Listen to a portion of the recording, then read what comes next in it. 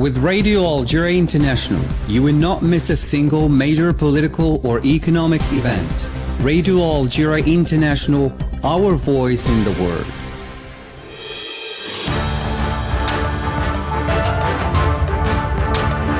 This is the English service of Radio Algeria International. It's time for the news. The Speaker of the National Assembly of the Republic of Slovenia, Urška Kalakorar-Supanović, has affirmed that Algeria and her country defend the same values and support each other. Foreign Minister Ahmed Attaf has called from New York on the G77 plus China to continue to demand a comprehensive reform of the international financial and monetary system. And in Lebanon, over 105 people have been killed in violent bombardments carried out by the Israeli army against various parts of the country, including, for the first time, Beirut's city center. Those were the headlines, and now the news in detail from Radio Algeria International. Joining me in the reading of this news bulletin today, my colleague Majid Mila. Hi, Mohammed. Hi, Majid. First in our news, the President of the Republic, Ms. Abdelmadjid Tebboune, has received a telephone call from the Emir of the State of Kuwait, Sheikh Mash'al Al-Ahmad Al-Jaber Al-Sabah, in which he reiterated his congratulations on his re-election for a second term in office. The two leaders discussed ways of strengthening the excellent brotherly relations between Kuwait and Algeria and exchanged views on the latest events in the region. The President of the Republic accepted the kind invitation of Sheikh Mash'al Al-Ahmad Al-Jaber Al-Sabah to visit the State of Kuwait, a brotherly country, thanking him for Kuwait's interest in the affairs of the nation. The Speaker of the National People's Assembly, Ibrahim Boughali, represents the President of the Republic, Ms. Abdelmadjid Tebboune, at the inauguration ceremony of Mexico's President-elect Claudia Sheinbaum. The inauguration ceremony will take place tomorrow in Mexico City in the presence of several heads of state and representatives from various countries. The Speaker of the National Assembly of the Republic of Slovenia, Urška Kalakorar-Supanović, has affirmed that Algeria and her country defend the same values and support each other within the framework of their mandate at the UN Security Council. Following her meeting with the President of the Republic, Ms. Abdelmadjid Tebboune, the Speaker of the National Assembly of the Republic of Slovenia said that she was honored to meet the President of the Republic, whom she congratulated on his re-election for a second term. She also affirmed during the meeting that several issues were discussed related to bilateral relations, especially as the two countries share the same ideas regarding respect and bonds of solidarity. After recalling the depth of the historical relations between Algeria and Slovenia, Ms. Supanović expressed satisfaction at the high consideration attached by the Algerian authorities to such a common history and the values shared by the two countries. At the international level, the Slovenian officials stressed that the two countries enjoy a strong joint action, especially after obtaining their two seats as non-permanent members at the UN Security Council, adding that Algeria and Slovenia defend the same values and support each other within the UN bodies. Mrs. Supacic underlined that Algeria and Slovenia must remain firm and strong in the fight for the respect of international law and to be the voice of the oppressed who cannot defend themselves, evoking in particular the catastrophic events that have struck the Middle East region for almost a year now. Slovenia, she recalled, is one of the countries that recognizes the independence and sovereignty of the Palestinian state, affirming that it is the right thing to do, stressing that Algeria and Slovenia will work together on all the issues raised in order to have a strong voice for the establishment or for the restoration of peace throughout the world. The Speaker of Slovenia's National Assembly also expressed her deep regret at the ongoing genocide and extermination of children in the war raging in Gaza, which is tantamount to the destruction of the future of humanity. The Minister of Foreign Affairs and the National Community Abroad, Mr. Ahmed Attaf, has called from New York on the G77 plus China group to continue to demand a comprehensive reform of the international financial and monetary system that would allow it to adapt to the current challenges and the requirements of the development programs adopted at the regional and global levels, and to make it more equitable and more representative of developing countries. During his participation in the meeting of the Ministers of Foreign Affairs of the G77 plus China group at the UN headquarters matters, Mr. Attaf insisted on the imperative of speaking with one voice in international fora, particularly at the 4th International Conference on Financing for Development scheduled for next year, in order to bring the international community to address the biggest problem weighing on development efforts, the financing gap estimated by UNCTAD at $4,000 billion.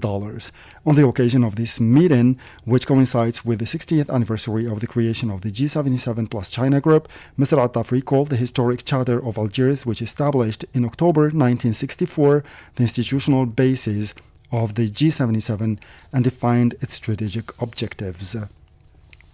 In this regard, the minister stressed the importance of mobilizing within the framework of the G77, which carries the aspirations of two-thirds of the world's population, in order to meet common challenges, including the elimination of disparities in development between the South and the North, the fight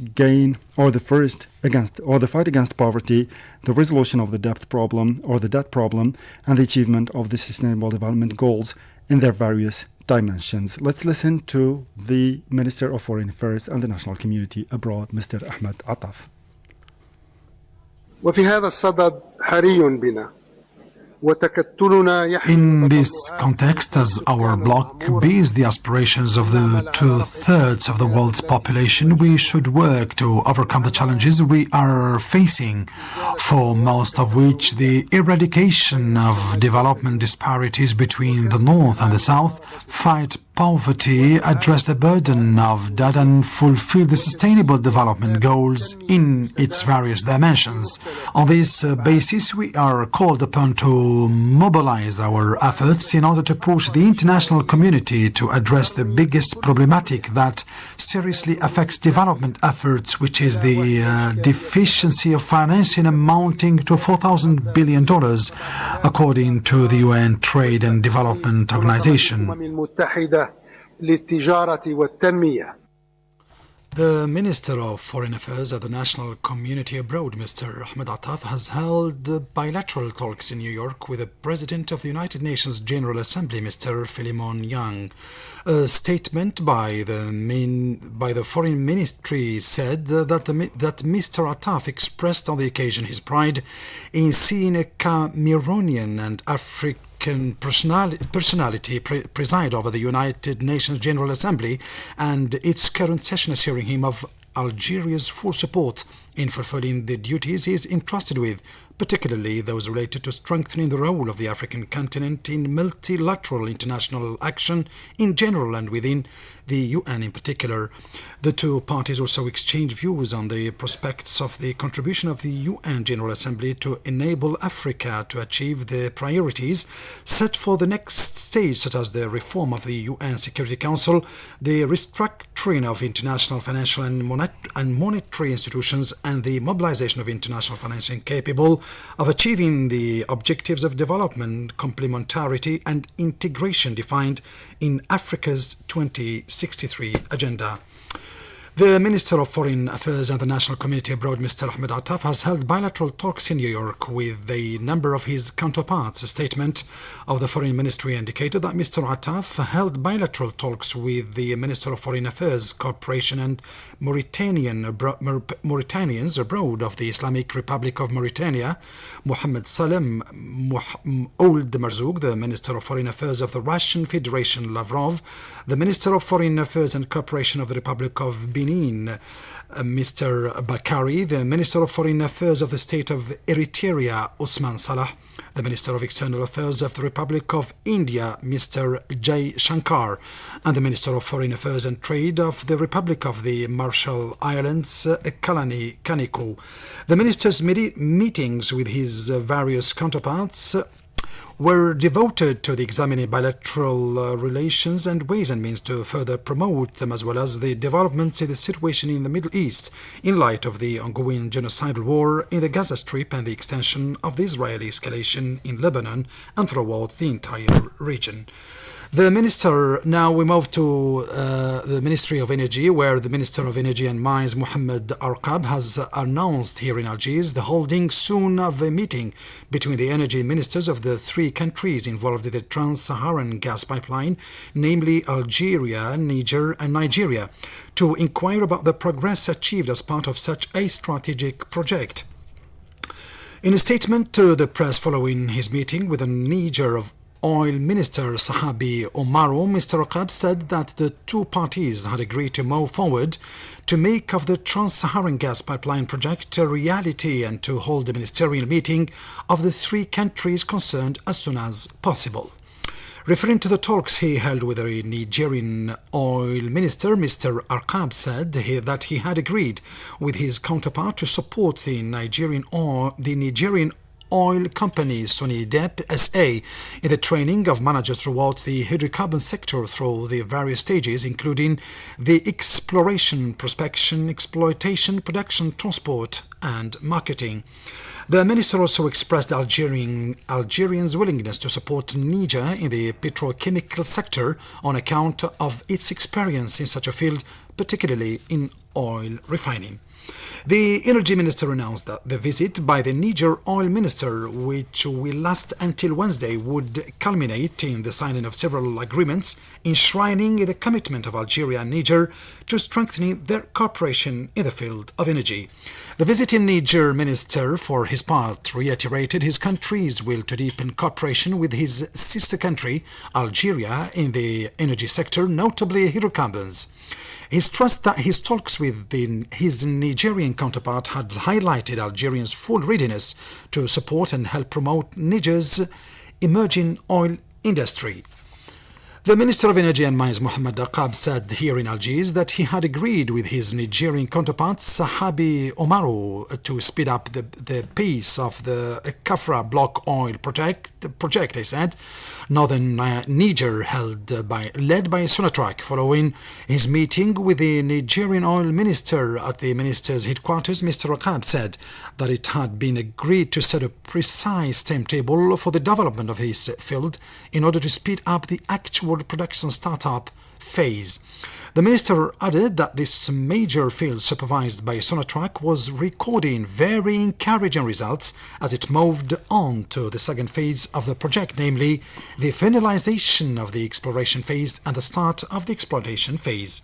Mr. Aqab stressed that the two parties had also agreed to provide all the facilities needed to complete the project and achieve the objective set.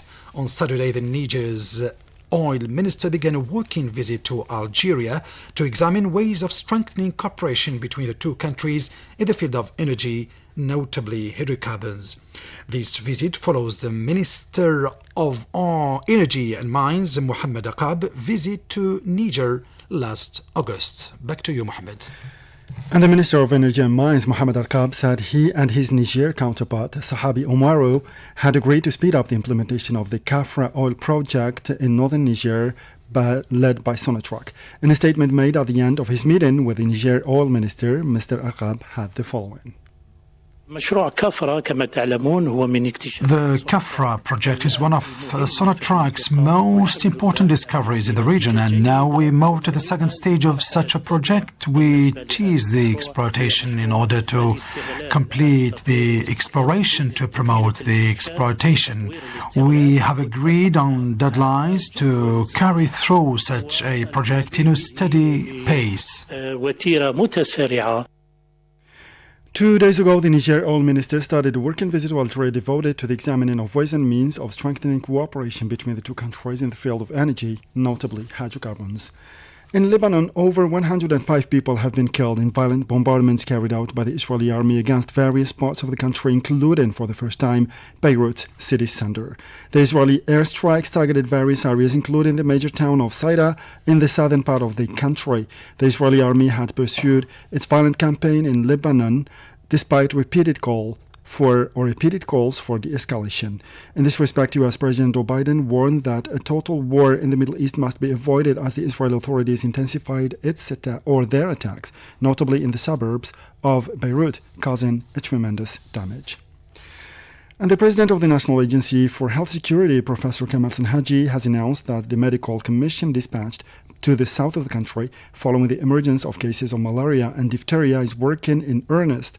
Speaking to the national radio, Professor Senhaji indicated that this commission, composed of immunologists, epidemiologists, and paramedics, among others, will make recommendations for the establishment of a branch of the Pasteur Institute of Algeria in the south of the country, which will be provided with the medical equipment and human resources necessary to analyze the samples on site and ensure the therapeutic care of the patients. He added that the existing health structures will also be strengthened with material resources and healthcare personnel, particularly in the most remote provinces such as in Ain Ghazam and Borj Baji Mukhtar, where these pathologies have been reported. He also insisted on quality training for the medical profession. Professor Sanhaji recalled in the same vein that Algeria has always carried out mass vaccination campaigns and enjoys a program that has earned it the congratulations of the World Health Organization WHO, thus allowing the Algerian population to be protected against major health issues.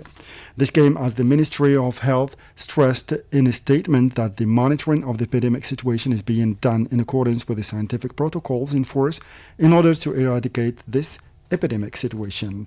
In Nepal, flooding and landslides caused by torrential rain, notably in the capital Kathmandu, have left at least 200 people dead and 26 others missing. Large parts of the eastern and central parts of the country have been inundated since Friday, as well as entire districts of Kathmandu, causing enormous damage to the roads linking the capital to the rest of the country. The Nepalese army said it had already carried out more than 4,000 evacuation operations using helicopters, motorboats, and lifeboats. And the death toll for Hurricane Helen in the eastern and southeastern United States has risen to at least 63, according to the authorities, with millions of Americans in 10 states still without power. At least 24 people died in South Carolina, 17 in Georgia, 11 in Florida, 10 in North Carolina, and 1 in Virginia, according to a toll compiled by the media from statements by local authorities. Helen made landfall in northwest Florida on Thursday evening as a Category 4 hurricane on a scale of 5. And with this last piece of news, we come to the end of this news bulletin for today. Time now for our weekly program, starting with the Economic Magazine by my colleague Saeed Boughazil. Will be followed by another program on culture and tourism by my colleague Jamal Silmani. As for me and my colleague, we'll be back tomorrow for a fresh edition of our news bulletin in English. Until then, stay tuned to Radio Algeria International, and bye-bye for now. Hello and welcome to our weekly program devoted to Algerian economic news.